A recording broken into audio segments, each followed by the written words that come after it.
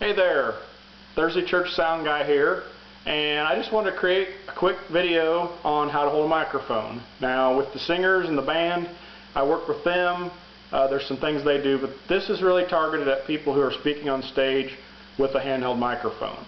Now I realize that when you're speaking on stage, you're thinking about what you're going to say, you're thinking there may be some nerves factoring in, that kind of thing, and you know the microphone is probably one of the last things on your mind.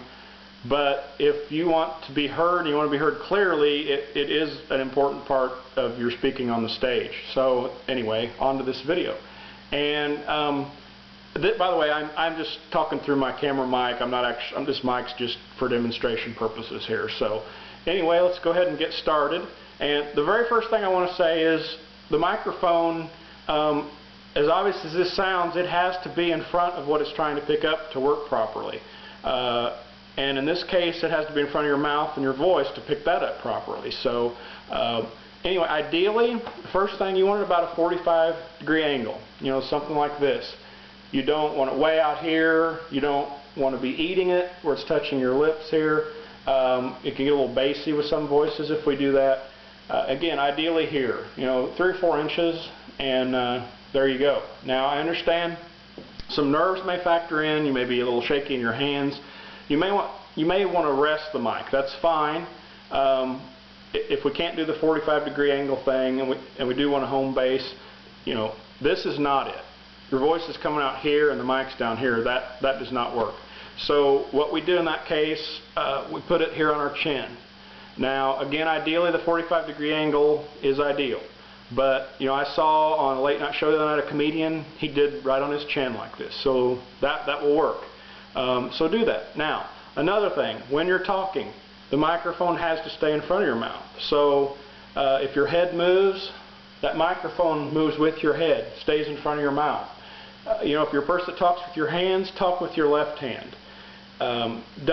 You know, if you're doing this kind of stuff, and I've actually tried to mix sound with that going on, it's a nightmare. You know, I can't control that. So, you know, talk with that left hand, keep it in here. Another important thing is to, if you're a person that gets excited, you think you might yell, you might holler, you know, pull that mic away, or if you're doing this thing, pull it away here a little bit. The point is you can't scream and keep the microphone exactly where it is. It's going to be extremely loud for the congregation. It'll sound like it's going to blow the PA. It scares me sometimes. So anyway, you know, if you're going to get excited, pull that microphone back. You know, that'll adjust the volume, because a lot of times that happens so fast there's no way I can catch that at the board.